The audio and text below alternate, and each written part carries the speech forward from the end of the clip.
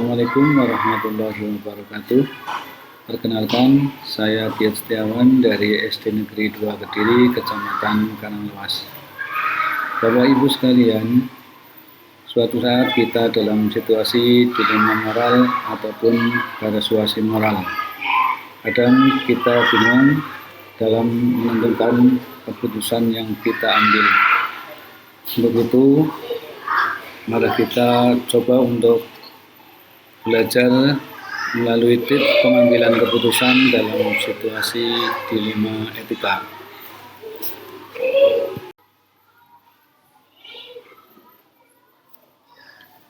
Lingkungan sekolah dan isinya merupakan kehidupan yang dinamis.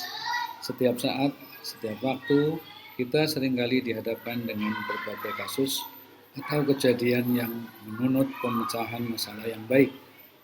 Untuk memandu kita dalam mengambil keputusan dan menguji keputusan yang akan diambil dalam situasi dilema moral ataupun persuasi moral, ada 9 langkah yang dapat dilakukan.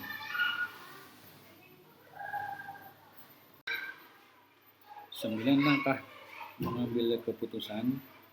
Untuk langkah yang pertama, yaitu mengenali nilai-nilai yang saling bertentangan.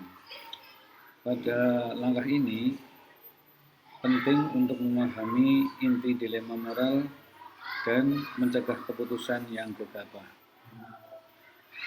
Ini membantu kita membedakan apakah persoalan yang dihadapi bersifat moral atau hanya soal norma sosial, sehingga keputusan yang diambil bisa lebih bijak dan tepat.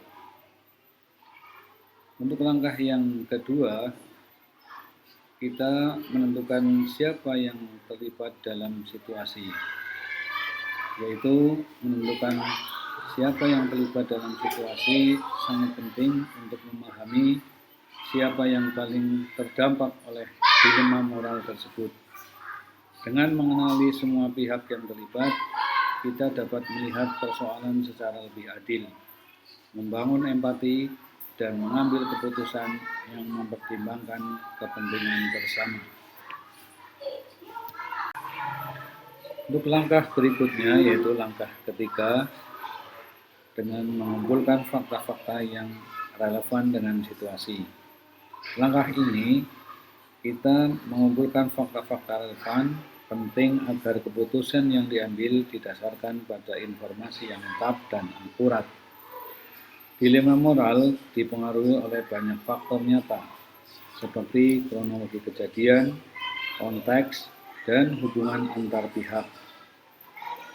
Dengan memahami ini, maka kita dapat mengambil keputusan yang lebih objektif, adil, dan bertanggung jawab.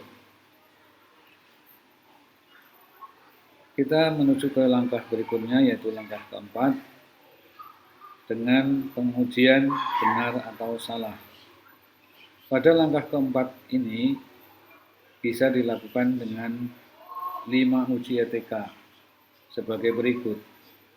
Yang pertama, uji etika tujuan pengujian. Yang kedua, uji legal apakah ini melanggar hukum atau tidak. Yang ketiga, uji regulasi apakah sesuai dengan kode etik atau kebijakan sekolah. Uji yang keempat, uji intuisi, apa kata hati nurani saya jika ini terjadi.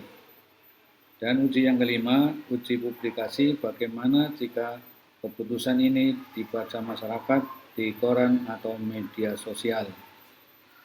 Dan uji panutan atau idola, apa yang akan dilakukan tokoh yang saya kagumi dalam situasi ini. Langkah berikutnya yang bisa kita ambil, yaitu langkah kelima, pengujian paradigma benar lawan benar. Langkah kelima ini penting untuk mengidentifikasi jenis pertentangan nilai inti dalam dilema yang dihadapi, seperti antara keadilan dan belas kasih, atau antara kepentingan individu dan kelompok. Ini membantu kita agar kita bisa menentukan keputusan yang baik, bukan sekedar membedakan benar dan salah, sehingga kita bisa lebih hati-hati, reflektif, dan beretika dalam memilih jalan terbaik. Selanjutnya, yaitu langkah ke-6, melakukan prinsip resolusi. Pada langkah ini, penting untuk menentukan pendekatan etis utama yang digunakan dalam menyelesaikan dilema. Kita bisa memilih antara berpikir berbasis hasil akhir, peraturan, atau rasa peduli. Masing-masing menawarkan sudut pandang berbeda untuk menilai keputusan. Dengan memilih prinsip yang tepat, kita dapat membuat keputusan yang lebih beretika, konsisten, dan bertanggung jawab. Untuk langkah yang ke-7, yaitu investigasi opsi trilema. Langkah ke-7 ini penting untuk membuka kemungkinan solusi ketiga di luar dua pilihan yang tampak saling bertentangan. Dengan mengeksplorasi kompromi atau pendekatan baru, kita bisa menemukan penyelesaian yang lebih kreatif, adil, dan bijak dalam menghadapi dilema moral, daripada hanya memilih antara opsi A atau B. Kita lanjut ke langkah yang ke-8, yaitu membuat keputusan. Langkah ke-8 ini merupakan titik penting yang menuntut keberanian moral untuk bertindak sesuai nilai yang diyakini benar.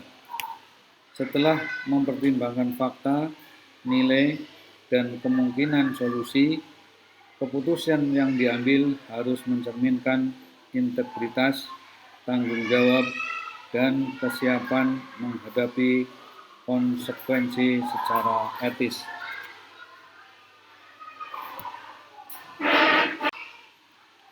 Dan langkah berikutnya adalah langkah yang terakhir atau langkah ke-9. Kita lihat kembali keputusan dan refleksikan. Langkah ke-9 ini kita lihat kembali keputusan dan merefleksinya. Penting untuk mengevaluasi proses yang telah dilalui, memahami pelajaran yang didapat, dan memperbaiki cara berpikir etis ke depan. Refleksi ini memperkuat kepekaan moral dan membekali kita untuk mengambil keputusan yang lebih bijak di situasi-situasi serupa di masa yang akan datang. Dengan kesimpulan sebagai berikut. Dengan penerapan 9 langkah pengambilan dan pengujian keputusan, kepala sekolah dapat memastikan bahwa keputusan yang diambil tidak hanya efektif, tetapi juga beretika dan sesuai dengan nilai-nilai kebijakan. Proses ini mendorong refleksi kritis dan penilaian yang lebih mendalam terhadap situasi dilematis yang dihadapi, sehingga menghasilkan keputusan yang lebih baik untuk seluruh komunitas sekolah. Demikian 9 langkah yang bisa kita ambil dalam menentukan keputusan.